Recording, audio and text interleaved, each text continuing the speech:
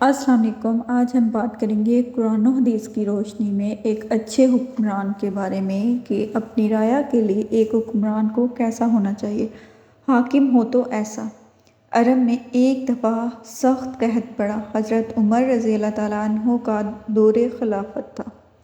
آپ نے عہد کر لیا کہ جب تک گھی، دودھ اور گوشت عام طور پر بازار میں نہ فروخت ہونے لگے اور غریب آدمی پیٹ بھر کر کھانے اور پینے نہ لگے، میں یہ چیزیں استعمال نہیں کروں گا۔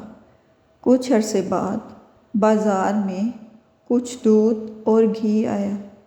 ان کا خادم یہ چیزیں خرید کر لے آیا۔ انہوں نے یہ دیکھا تو پوچھا، یہ کہاں سے لائے ہو؟ خادم کہنے لگا کہ حضرت، اب آپ کا عہد پورا ہو گیا۔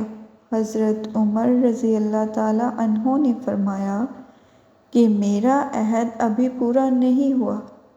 میں تو یہ چاہتا ہوں کہ رعایا کو سب چیزیں بآسانی سے ان کی ضرورت کے مطابق کھانے پینے کو ملیں۔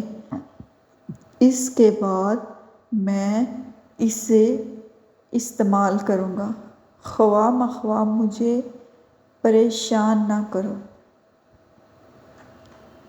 یہ چیزیں اٹھا کر لے جاؤ اور لوگوں میں تقسیم کر دو۔